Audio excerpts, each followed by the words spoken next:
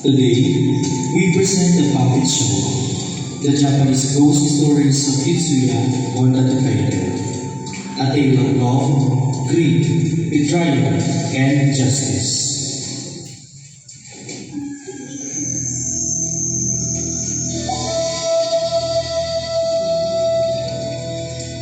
Long ago, in a quiet village of Yutsuya, lived a husband and wife named Oiwa and Tagielewa. Although they live a simple life, Oiwa remained faithful and thoughtful.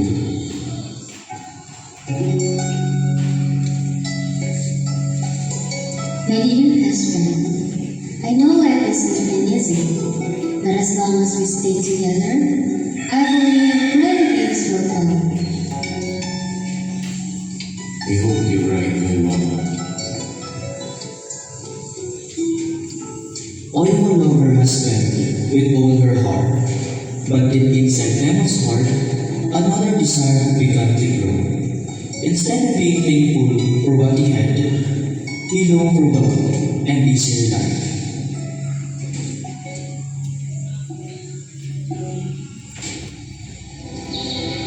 The following afternoon, Lemon left their home and walked through the village to clear his thoughts.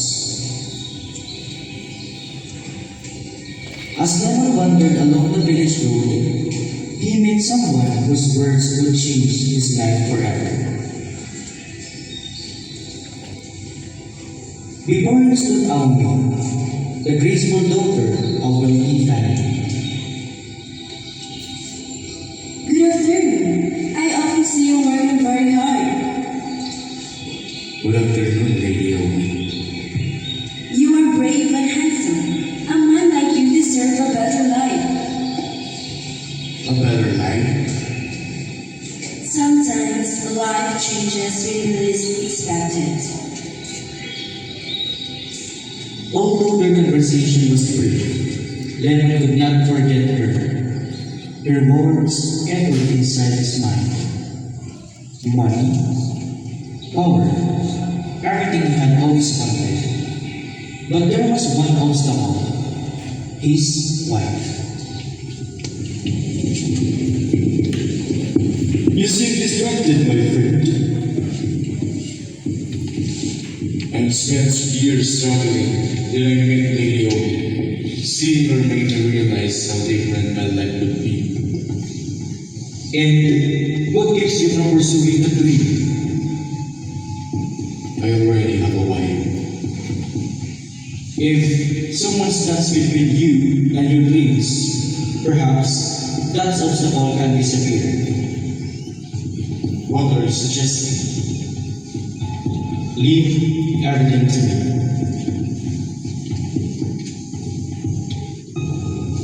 Naosuke's words were dark, yet Lemon made no attempt to stop him. His silence gave permission for a terrible plan to begin.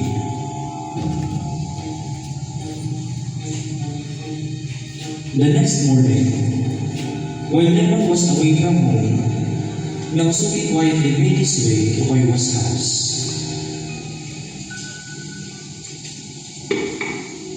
Who is there? Good day, Lady Oiwa. I heard that you have not been feeling well. Master Lemon asked me to bring you this medicine. A traveling healer prepared it especially for you. It should restore your strength. That is very thoughtful of you. Please thank you for his kindness. Believing it was a gift from her husband, Oiwa drank every drop before his patient.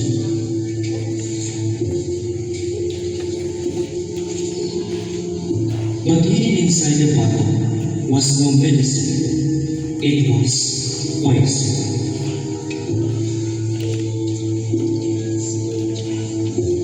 Days passed. The poison slowly spread through Oiwa's body. Her strength faded. Her beautiful hair began to fall. Her face became scared. No, what has happened to me? Why do I look like this?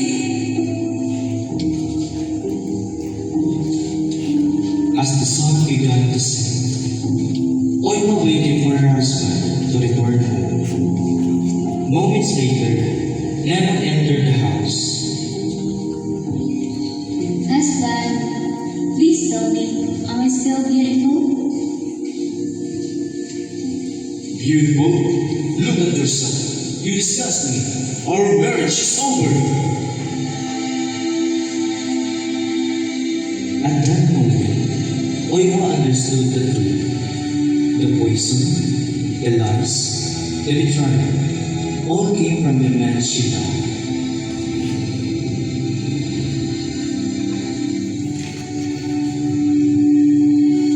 Lemon, why?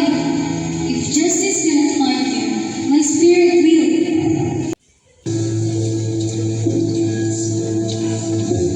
Days passed.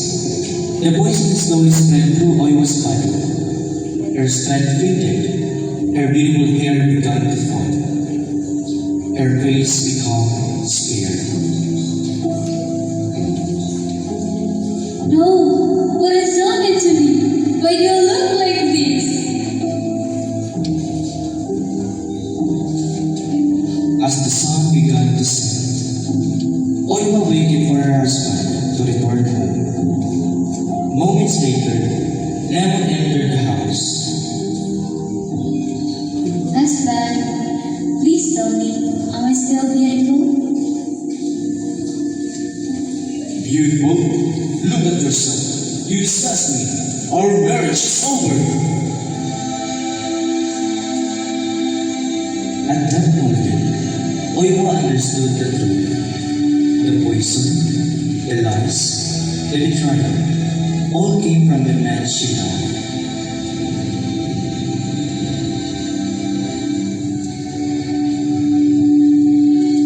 Lemon, why? If justice cannot find you, my spirit will.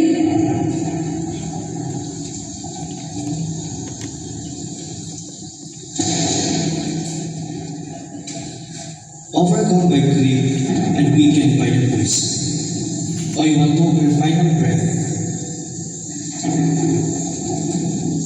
Several days passed. Life in Yutsuya continued.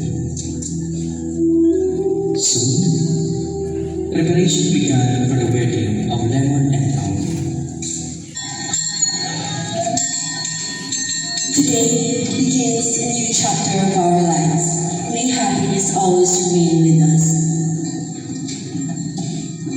At last, the life of dream has come true. The ceremony was about to begin, but somewhere beyond the light, a restless spirit had awakened.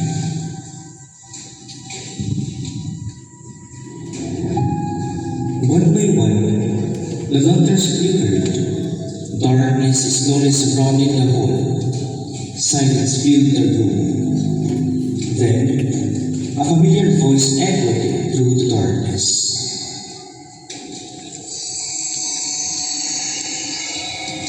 Lemon, my beloved husband, have you forgotten me? No! It can be! You're dead! Did you truly believe you could escape your sin? You betrayed me. You poisoned me. You destroyed our love. Now, I will never leave you. Fear consumed Lemon's mind. No matter where he looked, he saw Oiwa. Just then, Aoi entered the hall. Husband, why are you shouting? There's no one here. But fear had blinded him. When he looked at Aoi, he no longer saw his bride. He saw Oiwa. Look carefully, Lemon, who stands before you. Stay away! Lemon, why? The ghost had never touched Aoi. It was Lemon's own fear that destroyed the woman he wished to marry. The life he sacrificed everything for was now gone. He blinded you, betrayal tortured you. Now, face the consequences.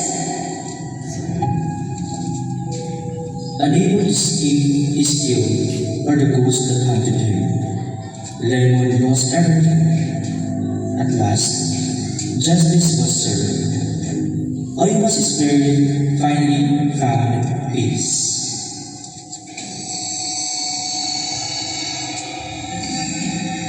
Our story reminds us that greed destroys love, betrayal brings suffering, and true happiness can never be built. Then, a familiar voice echoed through the darkness.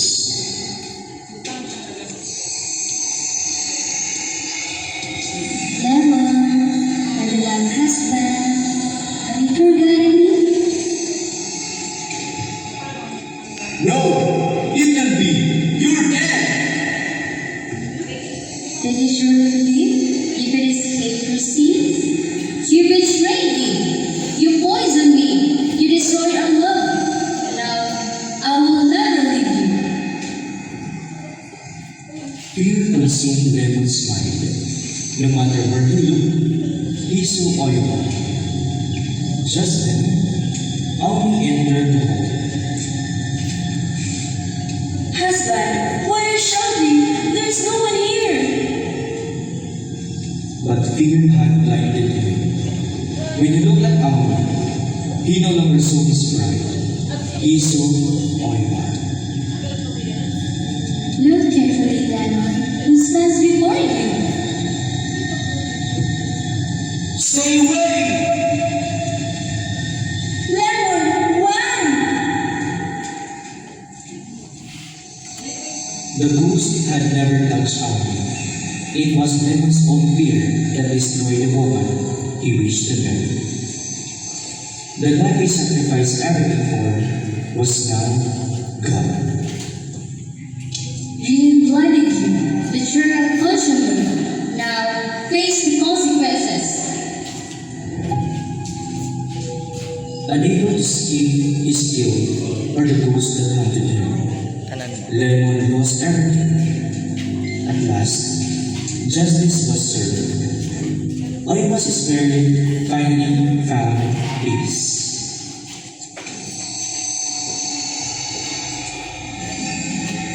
Our story reminds us that greed destroys love, betrayal brings suffering, and true happiness can never be built upon lies.